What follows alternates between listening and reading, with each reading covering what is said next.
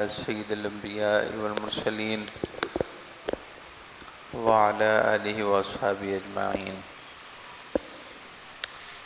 اللهم صل على سيدنا ومولانا محمد وعلى آل سيدنا ومولانا محمد وبارك وسلم. أعوذ بالله من الشيطان الرجيم. بسم الله الرحمن الرحيم. فلا تغرنكم الحياة الدنيا ولا يغرنكم بالله الغرور. صدق اللہ العظیم. محبت اور عقیدت کے ساتھ درود ابراہیمی پڑھ لیجئے. اللہم صلی علی محمد وعلی آل محمد کما صلیت علی ابراہیم وعلی آل ابراہیم انک حمید مجید. اللہم بارک علی محمد وعلی آل محمد کما بارکت علی ابراہیم وعلی آل ابراہیم انک حمید مجید. صلی اللہ علی النبی الامی وآلہ واصحابہ صلی اللہ علیہ وسلم. صلاۃ و سلام علیک یا رسول اللہ. الصلاۃ والسلام علیک یا رحمۃ للعالمین وعلی آلک واصحابک یا شفیع المذنبین. انسان کا سب سے بڑا دشمن خود اس کا اپنا نفس ہے، خود اس کی اپنی ذات ہے. سیدنا امام سمرقندی ارشاد فرماتے ہیں کہ اللہ کے مقابلے میں انسان کو اللہ سے دور کرنے والی چار طاقتیں ہیں جو اللہ کے بندوں کو اللہ کا نہیں ہونے دیتی اور اللہ کے بندوں کو اللہ تعالیٰ کی بندگی سے دور کر دیتی ہیں. وہ چار طاقتیں ہیں. بس یہی انسان کے چار دشمن ہیں. اگر ان پر غلبہ نصیب ہو جائے تو فتح حاصل ہو جائے، انسان فتح یاب ہو جائے، نصرت یاب ہو جائے. اور اگر ان چار طاقتوں سے یا ان میں سے کسی ایک سے انسان مقابلہ نہ کر سکے، مغلوب ہو جائے اور وہ مخالف طاقت غالب آ جائے تو انسان ناکام ہو گیا، خسارے میں آ گیا اور فلاح یافتہ نہ ہوا. تو انسان کو اللہ کے قرب سے دور کرنے والی چار طاقتیں ہیں، چار قوتیں ہیں. آپ کے الفاظ یہ ہیں، امام سمرقندی کے الفاظ یہ ہیں: اعلم ان لک اربعۃ من الاعداء. اس بات کو اچھی طرح جان لو، سمجھ لو اور یہ بات یقین کے ساتھ اپنے دل میں اتار لو کہ تمہارے چار دشمن ہیں. تمہاری لڑائی، تمہارا مقابلہ چار دشمنوں سے ہے. فَتَحْتَاجُ أَن تُجَاهِدَ مَعَ كُلِّ وَاحِدٍ مِّنْهُمْ. لہذا تمہیں ان میں سے ہر ایک کے ساتھ لڑائی کرنی ہے، جنگ کرنی ہے. تمہاری ضرورت ہے کہ تم ان چار طاقتوں سے مقابلہ کرو اور ان کو اپنا دشمن سمجھو. سب سے پہلی طاقت الدنیا وہی غرارت و مکارتن. ارشاد فرمائے کہ پہلی طاقت وہ دنیا کی زیب و زینت ہے، دنیا کا تفاخر ہے، دنیا کا مکر و فریب. پہلی طاقت جو انسان کو اللہ سے دور کرتی ہے، الدنیا وہی غرارت و مکارتن، دنیا کا مکر و فریب ہے. دنیا کا مکر و فریب کیا ہے؟ دنیا کا مکر و فریب یہ ہے کہ انسان کو اس طرح اپنی رنگینیوں میں گم کر دے دنیا کہ بندہ اللہ کو اور اللہ کی بندگی کو بھول جائے. یہ دنیا ہے. صوفیاء اور اہل حقیقت جب بھی لفظ دنیا بولتے ہیں تو دنیا سے مراد دنیا کی ہر چیز نہیں ہے، چونکہ یہی دنیا تو مزرع الآخرہ ہے، آخرت کی کھیتی ہے. لہذا دنیا مکمل دنیا یہ آخرت کے خلاف نہیں ہے. دنیا آخرت کی کھیتی ہے، یہاں جو بوئیں گے وہ آخرت میں وہی کاٹیں گے، لہذا اچھا بونے والے آخرت میں اچھا کاٹیں گے، اچھی فصل حاصل کریں گے، تو نتیجتاً دنیا ہی سب کچھ ہوئی۔ اگر دنیا میں اچھے عمل نہ کرتے تو آخرت میں کامیاب کیسے ہوتے؟ تو جہاں کہیں دنیا کی مذمت بیان ہوئی ہے، جہاں کہیں لفظ دنیا بول کر دنیا کی تذلیل کی گئی ہے، بندوں کو دنیا سے دور رہنے کا حکم دیا گیا ہے، اس سے مراد غرارت و مکارہ ہے، دنیا کا مکر و فریب، دنیا کی وہ رنگینی جو انسان کو بھول بھلائیوں میں ڈال دے، دنیا کی وہ مصروفیتیں جو بندے کو اللہ سے دور کر دیں، گناہوں میں مبتلا کر دیں، شہوات میں مبتلا کر دیں، اس سے مراد دنیا ہے۔ تو ارشاد فرمائے کہ تمہارے 4 بڑے دشمن ہیں، تمہیں ان سے جنگ کرنی ہے، ان کو غالب نہیں ہونے دینا بلکہ خود غالب آنا ہے۔ تو پہلی دنیا ہے۔ اللہ تعالی نے قرآن پاک میں ارشاد فرمایا، سورۃ الرعد کی آیت نمبر 26، وَمَا الْحَيَاةُ الدُّنْيَا إِلَّا مَتَاعُ الْغُرُورِ، وَمَا الْحَيَاةُ الدُّنْيَا إِلَّا مَتَاعُ الْغُرُورِ، اور دنیا کی زندگی صرف اور صرف دھوکہ ہے، دھوکے کا سامان ہے۔ وَمَا الْحَيَاةُ الدُّنْيَا، اور نہیں ہے دنیا کی زندگی، إِلَّا مَتَاعُ الْغُرُورِ، مگر سراسر دھوکہ ہی ہے، دھوکے کا سامان ہے۔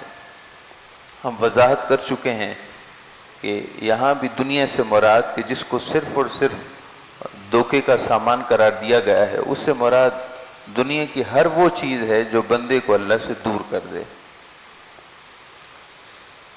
اسی طرح سورہ لقمان کی آیت نمبر 33 میں اللہ پاک کا ارشاد ہے، فَلَا تَغُرَّنَّكُمُ الْحَيَاةُ الدُّنْيَا، خبردار تمہیں دنیا دھوکے میں نہ ڈال دے۔ فَلَا تَغُرَّنَّكُمُ الْحَيَاةُ الدُّنْيَا، خبردار رہو، محتاط رہو، کہیں دنیا کی زندگی تمہیں دھوکے میں نہ ڈال دے۔ وَلَا يَغُرَّنَّكُمْ بِاللَّهِ الْغَرُورُ، اور اللہ کے مقابلے میں کہیں وہ دھوکے باز، غرور یعنی شیطان، وہ دھوکے باز شیطان ابلیس کہیں تمہیں اللہ کے مقابلے میں دھوکے میں نہ ڈال دے۔ یہاں 2 دشمنوں کا ایک ساتھ ذکر ہوا ہے، ایک دنیاوی شہوات اور دوسرا شیطان۔ تو یہ پہلا دشمن ذکر ہوا کہ دنیا اور دنیا کی رنگینیاں، دنیا کا ہر وہ امر جو بندوں کو اللہ سے دور کر دے، اس میں دنیاوی لالچ بھی ہے، دنیاوی حرص و ہوس بھی ہے، دنیا کی دوڑ میں یہ بھول جانا کہ اللہ کی بندگی بھی کچھ اہمیت رکھتی ہے، حصول دنیا میں اس بات کو فراموش کر دینا کہ صلہ رحمی بھی کوئی چیز ہے، دنیاوی مال و متاع کے جمع کرنے کی حرص و ہوس انسان پر ایسے غالب آ جائے کہ انسان احساس کی قیمتی نعمت بھی ختم کر دے۔ احساس کی قیمتی نعمت اور فطری نعمت کو ختم کر دے، تو یہ دنیا ہے۔ اب احساس کی بات آ گئی تو احساس کی تھوڑی تفصیل بھی آپ سماعت فرما لیں۔ اہل حق، اہل معرفت یہ کہتے ہیں کہ انسان وہی ہے جس میں احساس ہو، انسان وہی ہے جس میں احساس ہو، جس میں احساس نہیں وہ انسان نہیں۔ احیاء العلوم آپ اٹھا کر دیکھیں، اس کے علاوہ صوفیاء کی جتنی کتب ہیں، امام قشیری کا رسالہ قشیریہ آپ اٹھائیں، ایسے ہی دیگر علوم و معارف کے جتنے بھی مقتدا پیشوا اور ہمارے بزرگ ہو گزرے ہیں، سبھی کی کتابوں کو اٹھا کر دیکھیں، وہ فرماتے ہیں کہ انسان وہی ہے جس میں احساس ہو، جس میں احساس نہیں وہ انسان نہیں۔ انسانیت نام ہی احساس کا ہے۔ اگر انسان کو کسی اور متبادل لفظ میں دہرایا جائے تو وہ لفظ یہ ہوگا کہ احساس رکھنے والا۔ انسان کا دوسرا بڑا دشمن شیطان ہے۔ انسان کا تیسرا دشمن شیطان الانس ہیں، یعنی بری سنگتیں، بری دوستیاں، بری صحبتیں، اور انسان کا چوتھا دشمن نفس کا وہی شر الاعداء، خود انسان کی اپنی ذات، خود انسان اپنا آپ، انسان کا اپنا آپ انسان کا دشمن ہے۔ اور امام سمرقندی کے الفاظ یہ ہیں کہ وہی شر الاعداء، ان چار دشمنوں میں سب سے زیادہ نقصان پہنچانے والا دشمن خود انسان اپنا آپ ہے۔ آج کے درس میں اس بات کو آپ سمجھنے کی کوشش فرمائیے، جو بات ہم آپ کو سمجھانا چاہتے ہیں۔ یعنی انسان کے چار دشمن ہو گئے، اللہ سے بندے کو دور کرنے میں، اللہ کی رحمتوں سے اللہ کے بندوں کو دور کرنے میں، آخرت میں کامیابی حاصل نہ کرنے پر کوشش کرنے والے انسان کے چار دشمن ہیں، ان کے علاوہ کوئی نہیں ہے۔ ایک دنیا، یعنی دنیا کا دھوکہ، دوسرا شیطان، تیسرا شیطان الانس یعنی بری سنگتیں، بری صحبتیں، بری دوستیاں، برے لوگوں کے ساتھ اٹھنا بیٹھنا، اور چوتھا دشمن نفس کا، خود تم اپنے آپ بڑے دشمن ہو، تمہارا خود اپنا آپ تمہارا سب سے بڑا دشمن ہے، تمہاری اپنی ذات تمہاری سب سے بڑی دشمن ہے، تمہارے اندر کے داعیات اور اندر کی شہوات اور اندر کے تقاضے جن کو تم نے پروان چڑھایا ہے وہ خود تمہارے اپنے دشمن ہیں، اور یہ سب سے بڑا دشمن ہے۔ ان چار دشمنوں میں نفس کا وہی شر الاعداء، خود تمہاری اپنی ذات تمہارا اپنا سب سے بڑا دشمن ہے۔ یہ کیسے ہوتا ہے؟ یہ بڑی بات توجہ طلب ہے کہ انسان اپنا آپ دشمن کیسے ہو جاتا ہے، اور یہ دشمنی کس نوعیت کی ہے؟ حالانکہ سب سے بڑی خیر خواہی خود انسان اپنے لیے کرتا ہے، تو پھر یہ انسان اپنے لیے تباہی اور بربادی کیسے چاہے گا؟ تو اصل بات یہ ہے کہ جب انسان کا اندر سے معیار پرکھنے والی طاقت، نیکی اور بدی کا معیار پرکھنے والی طاقت، شر اور خیر کے درمیان فرق کرنے والی طاقت، جب وہ طاقت کام کرنا چھوڑ دے، جب نیکی اور بدی کے امتیاز اور فرق کو پہچاننے والی قوت اور طاقت اپنا کام کرنا چھوڑ دے، ناکارہ ہو جائے، بیکار ہو جائے، تو اس وقت انسان خود اپنا آپ دشمن ہو جاتا ہے۔ انسان اپنا آپ خود دشمن ہو جاتا ہے جبکہ اندر کی وہ طاقت کام کرنا چھوڑ دے کہ جو یہ بتا سکے کہ یہ خیر ہے اور یہ شر ہے، اس کا نتیجہ اچھا ہے اور اس کا نتیجہ برا ہے۔ جب اندر کے یہ تقاضے کام کرنا چھوڑ دیں تو انسان سمجھ جائے کہ اب اندر سے ایک دشمنی شروع ہو چکی ہے، انسان کے اندر کی طاقتیں باغی ہو گئی ہیں، انسان کے اندر کی سلطنت میں بغاوت شروع ہو گئی، اور کسی سلطنت میں، ریاست میں، کسی حکومت میں، کسی ملک میں، کسی کنٹری میں جب اندرون خانہ بغاوتیں شروع ہو جائیں تو وہ سلطنتیں قائم نہیں رہ سکتی، ان کا استحکام خطرے میں پڑ جاتا ہے۔ اور یہ بات کوئی ڈھکی چھپی نہیں ہے، سبھی جانتے ہیں، کوئی بچوں والی بات نہیں ہے۔ کسی سلطنت اور ریاست میں رہنے والے لوگ خود اسی حکومت اور سلطنت اور اس اقتدار کے مخالف ہو جائیں تو اس کو بغاوت کہتے ہیں، اور بغاوت سلطنت کو تباہ و برباد کر دیتی ہے، بغاوت ریاست کی جڑوں کو اکھیڑ ڈالتی ہے۔ بغاوت ایک ایسی چیز ہے کہ جس کو پرکھنا اور جس پر قابو پانا مشکل ہوتا ہے۔ باہر کے دشمن پر غلبہ حاصل ہو سکتا ہے، جمعیت ہو، اتحاد ہو، اتفاق ہو، صفوں میں نظم و ضبط ہو، تو تھوڑے افراد بھی بہتوں پر غالب آ جاتے ہیں۔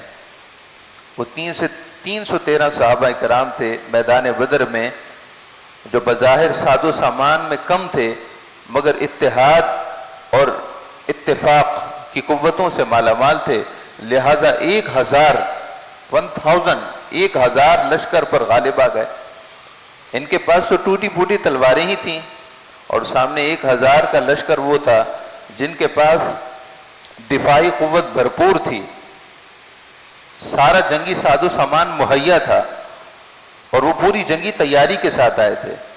اور یہاں غزوہ بدر میں مجاہدین صحابہ کرام یہ تو جنگ لڑنے ہی نہیں گئے تھے، ان کا تو مقصد جنگ لڑنا نہیں تھا، صرف ایک قافلہ تجارت کا تعاقب تھا، قافلہ تجارت کے لیے گئے تھے تاکہ اس کو ڈرائیں اور دھمکائیں اور اسلام کا غلبہ بیٹھے۔ بہرحال جب انسان کے اندر سے خود بغاوت شروع ہوتی ہے اور انسان نیکی اور بدی کا معیار پرکھنا بھول بیٹھتا ہے، جب اندر سے خیر اور شر کے پیمانوں کو پرکھنا مشکل ہو جاتا ہے، اندر کی وہ قوت جس کو ہم شعور کہتے ہیں، اندر کی وہ طاقت جو یہ بتاتی ہے کہ بھائی یہ صحیح ہے یہ غلط ہے، اندر کی وہ آواز جو چیخ چیخ کر بتاتی ہے کہ بھائی جس طرف آپ جا رہے ہیں یہ راستہ درست نہیں ہے، اس راستے پر ڈاکوں اور رہزن بہت زیادہ ہیں، لٹیرے بہت ہیں، تمہارا ساز و سامان چھین سکتے ہیں، تمہیں چاہیے کہ بجائے اس کے یہ راستہ اختیار کرو، یہ امن کا راستہ ہے، یہ آبادی والا راستہ ہے، اس میں جنگل بیابان نہیں ہے، کچھ فاصلہ طے کرو گے پھر آبادی آئے گی، پھر کچھ فاصلہ طے کرو گے پھر آبادی آئے گی، اور آبادیوں سے گزرتے گزرتے تمہارا سفر بھی آسان ہوگا اور پرامن ہوگا۔ جس راہ پر آپ چل رہے ہیں یہ پرخطر ہے، بے خطر نہیں ہے، یہ راستے پرامن نہیں ہیں، یہ راستے بے امن ہیں۔ تو اندر کی جب وہ طاقت قوت کام کرنا چھوڑ جاتی ہے تو پھر انسان اپنا آپ دشمن ہو جاتا ہے۔ انسان کا سب سے بڑا دشمن خود اسی کی ذات ہے۔ میرا سب سے بڑا دشمن خود میں ہوں، آپ کا سب سے بڑا دشمن آپ خود ہیں، مگر کب؟ جب نیکی اور خیر کے پیمانہ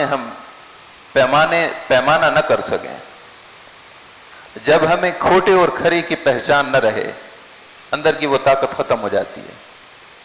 آپ کو اگر یہ بات سمجھ نہ آئے تو ایک مثال سے سمجھیے۔ ایک شخص اگر مسلسل بدنگاہی میں مبتلا ہے، ایک شخص اگر بدنگاہی میں مسلسل مبتلا ہے اور خود اپنے ارادے سے اپنے قصد سے جان بوجھ کر اس گناہ میں ملوث ہے،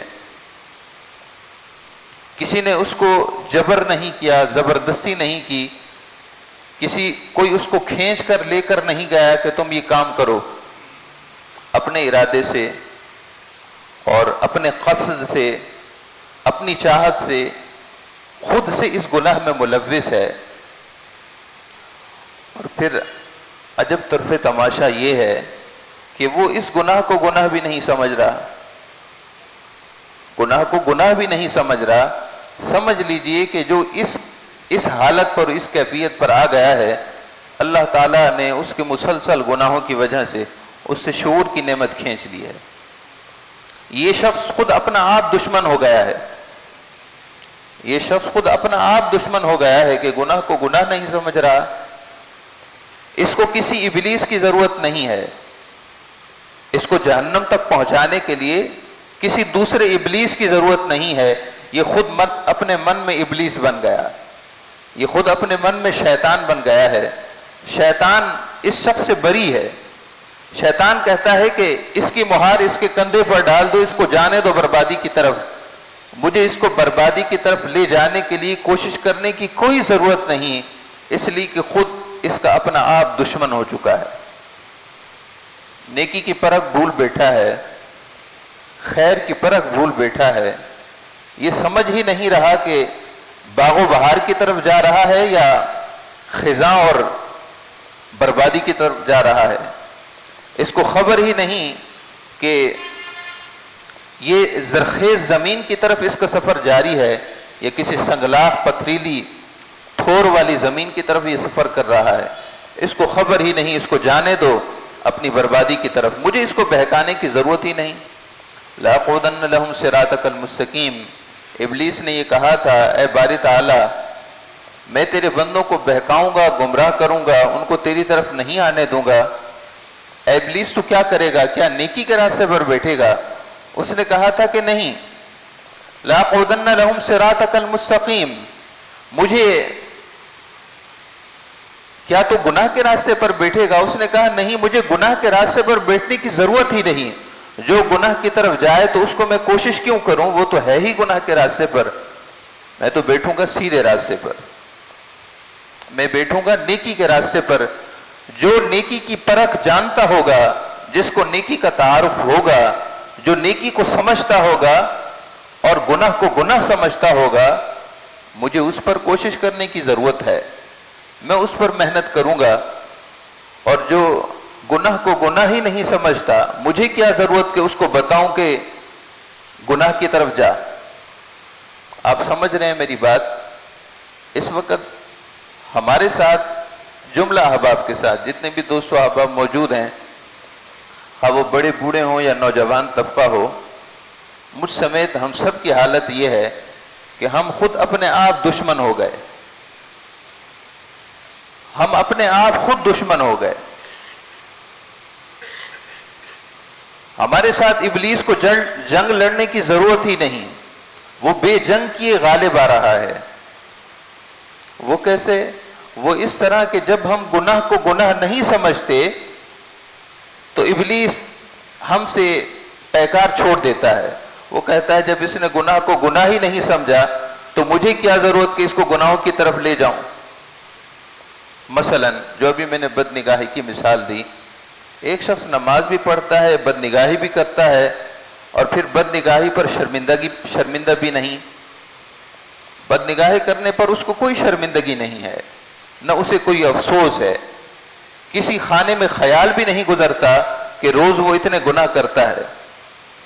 اور اب تو بد نگاہی کے مواقع اتنے فراہم کر دیے انسان نے خود اپنے لیے کہ بچنا اور بچانا مشکل ہے، سمجھانا اور سمجھانا مشکل ہے، نصیحت بے اثر ہو گئی، نصیحت بے سود ہو گئی، ادھر بات سمجھائی جاتی ہے، ادھر انسان پھر گمراہ ہو جاتا ہے۔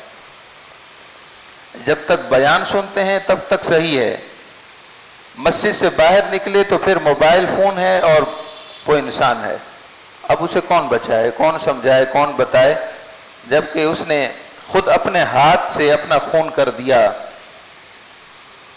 خود اپنے ہاتھ سے اپنا خون کر دیا ہے، اور اپنے لیے خیر کے راستوں کو بند کر دیا ہے، اسے کون سمجھائے۔ موبائل فون پر کتنی خواتین کی تصاویر ہو گزرتی ہیں، اور حفظ نفس کے لیے لوگ بد نگاہی مسلسل کر رہے ہوتے ہیں۔ پوچھئے کتنے فیصد لوگ ہیں جو برا سمجھتے ہوں؟ کتنے فیصد لوگ ہیں؟ اور پہلے برائی انسان کرتا تھا، چھپا لیتا تھا، اب برائی کو بھی پروموٹ کیا جاتا ہے، اب برائی اور شر اور اس طرح کی چیزیں جو حیا سوز ہوں ان کو دوستوں کے ساتھ شیئر کیا جاتا ہے، دوستوں کے ساتھ اشتراک کیا جاتا ہے، اور مل بیٹھ کر گناہوں کو عام کیا جاتا ہے۔ آپ سورۃ النور کی وہ آیات پڑھیے جس میں اللہ تعالیٰ کا ارشاد ہے کہ ایمان والو، بے حیائی کو عام نہ کرو، بے حیائی کو نہ پھیلاؤ۔ جو لوگ یہ پسند کرتے ہیں یحبون ان تشیع الفاحشہ، جن کا مشغلہ یہ ہے کہ بے حیائی عام ہو جائے، بے حیائی کی کوئی چیز دیکھی تو دوسرے کو بھیج دی، اس نے تیسرے کو بھیج دی، اس نے چوتھے کو بھیج دی، اور یوں سینکڑوں، ہزاروں اور اربوں خربوں تک کا سلسلہ جاری ہو گیا۔ خواہ وہ فاحشہ تحریر ہو، ٹیکسٹ ہو، لکھا ہوا ہو کچھ، یا کوئی تصویر ہو، یا کوئی اس طرح کی چیز ہو۔ یحبون ان تشیع الفاحشہ فی الذین آمنوا، جو ایمان والوں میں بے حیائی کو عام کرنا چاہتے ہیں وہ سن لیں، لہم عذاب علیم، ان کے لیے دردناک عذاب ہے، ان کے لیے المناک عذاب ہے۔ اللہ کی طرف سے عذاب کی وعید ہو جانا بھی بہت بڑی بات ہے، اور پھر عذاب بھی ایسا جو المناک ہو، دردناک عذاب ہو۔ اللہ کا عذاب ہے ہی دردناک، اور پھر اللہ تعالیٰ جس کی تاکید المناکی کے ساتھ فرما دے، اس کی المناکی کا کیا حال ہوگا۔ حدیث پاک میں ہے کہ جو بے حیائی میں ملوث ہوتے ہیں اور اور اس گناہ میں عروج کو پہنچتے ہیں، قیامت کے دن ان کا حال یہ ہوگا کہ جہنمی زنجیر، آگ کا زنجیر، جہنمی زنجیر ان کے منہ سے داخل کیا جائے گا اور ان کی شرم گاہوں سے نکالا جائے گا، اور اس زنجیر کے ساتھ وہ لٹک رہے ہوں گے۔ نبی اکرم صلی اللہ علیہ وسلم نے ارشاد فرمایا، میں نے ایسے لوگوں کو جہنم میں مشاہدہ کیا کہ جن میں مرد بھی تھے اور عورتیں بھی تھیں، کہ ایک آگ کا کنواں تھا، ایک تنور تھا آگ کا، کہ جس میں برہنہ ہو کر وہ اندر جھلس رہے تھے۔ جہنم کا تنور، جہنم ویسے ہی آگ ہے، اور پھر جہنم کا تنور آپ سمجھیے، تنور جس میں روٹیاں لگاتے ہیں، ایک عام ماحول کے مقابلے میں تنور میں کتنی گرمی ہوتی ہے، اور پھر جہنم کی حدت اور گرمی میں تنور ہو تو اس کی گرمائش اور حدت کا کیا عالم ہوگا۔ ارشاد فرمائے کہ ایسے مرد عورت جو برہنہ تھے وہ اس تنور میں دہک رہے تھے، اور جب کبھی وہ اس تنور کے منہ سے باہر نکلنا چاہتے، فرشتے ان کو دوبارہ اندر گرا دیتے۔ اے جبریل، یہ کون بد نصیب ہیں جن کی یہ حالت ہے؟ تو انہوں نے عرض کیا رسول اللہ، یہ وہ ہیں جو حیا سوز معاملات کرتے ہیں، بے حیا لوگ ہیں، شرم و حیا سے عاری ہیں، بے شرمی اور بے حیائی نے ان کو اپنی حدوں سے باہر نکال دیا۔ یا رسول اللہ، یہ وہ لوگ ہیں۔ اب لیجئے کہ ہم تو اس گناہ کو گناہی نہیں سمجھتے، ہماری نظروں میں نماز اپنی جگہ ہے اور بد نگاہی اپنی جگہ ہے، بد نگاہی بھی مسلسل ہے اور پھر دیگر نیکیاں بھی مسلسل ہیں۔ ایسی نیکیوں کا فائدہ کیسے حاصل ہو؟ ہم نماز بھی پڑھتے ہیں پھر بھی فائدہ نہیں ہوتا، فائدہ کیسے ہو؟ آپ خود بتائیے کہ انسان دودھ پیے اور ساتھ میں کوئی زہریلا مشروب استعمال کر لے، وہ دودھ اس کو کیا فائدہ دے گا؟ دودھ کی افادیت سے انکار نہیں ہے، دودھ کی غذائیت سے انکار نہیں ہے، دودھ یقیناً اللہ کی خاص نعمت ہے، لیکن جب زہریلا مشروب اس کے ساتھ ملا تو وہ بے اثر ہو گیا۔ قصور دودھ کا نہیں ہے، قصور ہماری اس عادت کا ہے کہ ہم نے گناہ اور نیکی کو ایک ساتھ چلانا شروع کر دیا۔ دوبارہ میں اسی بات کو دہراؤں گا جو شروع میں کی تھی، کہ انسان کے دشمن چار ہیں: دنیا کا مکر و فریب، شیطان اور بری سنگتیں، اور چوتھا دشمن خود انسان کا اپنا آپ۔ انسان اپنا آپ بھی دشمن ہے، اور سب دشمنوں میں بڑھ کر دشمن وہی شر الاعداء۔ امام سمرقندی ارشاد فرماتے ہیں انسان کا سب سے بڑا دشمن خود انسان ہے۔ اے امام سمرقندی، انسان اپنا آپ دشمن کیسے ہوگا؟ وہ فرماتے ہیں کہ انسان اپنا آپ دشمن اس وقت ہوتا ہے جب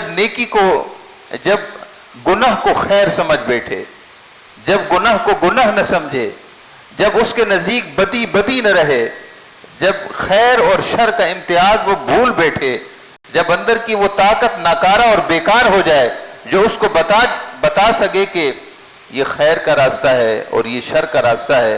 جب انسان یہ پیمانے بھول جائے، جب یہ انسان یہ پیمانے بھول جائے اور کھو بیٹھے، تو سمجھ لے کہ انسان اپنا آپ دشمن ہو گیا ہے۔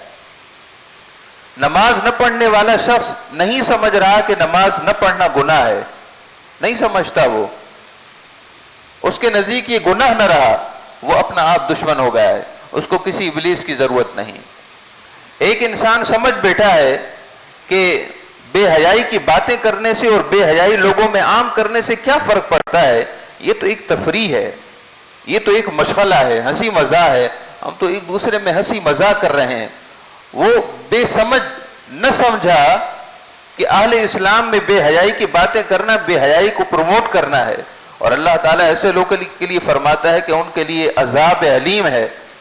وہ نہ سمجھا، جب نہ سمجھا تو اپنا آپ دشمن ہو گیا۔ اللہ حض القیاس، ایسے ہی آپ سمجھ لیں، ایسے ہی آپ سمجھ لیں۔ نوجوان لڑکے فون پر انناؤن نمبر پر لڑکیوں سے دوستیاں کرتے ہیں، اور ادھر نماز بھی پڑھتے ہیں، حج بھی کرتے ہیں، عمرے بھی کرتے ہیں، ان کے نزدیک یہ گناہ نہ رہا۔ جب انہوں نے اس گناہ کو گناہ نہ سمجھا تو اب ابلیس کو ضرورت نہیں رہی کہ ان کو جہنم کی طرف لے جائے، اس لیے کہ ان کا جہنم کی طرف سفر بڑی آب و تاب کے ساتھ خود جاری ہے۔ جہنم کی طرف سفر وہ خود کر رہے ہیں، اب ابلیس کو کوئی ضرورت نہیں کہ ان کو پکڑ کر جہنم کی طرف دھکیلے. وہی شر الاعداء، انسان اپنا آپ دشمن ہو جائے تو کسی دشمن کی اس کو ضرورت نہیں ہے. اللہ تعالیٰ سے آپ دعا کیا کریں، اللہ تعالیٰ شعور کبھی نہ ہم سے رخصت کرے، اندر شعور کی نعمت برقرار رہے، اندر شرمندگی رہے، احساس رہے کہ میں گناہ گار ہوں. یہ احساس جب تک باقی ہے ہم امید قائم کر سکتے ہیں کہ ایک دن ضرور آئے گا کہ یہ نادم و شرمندہ بندہ ضرور آخر گناہوں کو چھوڑ دے گا، لیکن شرمندگی نہ رہے، احساس ختم ہو جائے، اس کے بارے میں کوئی امید نہیں ہے.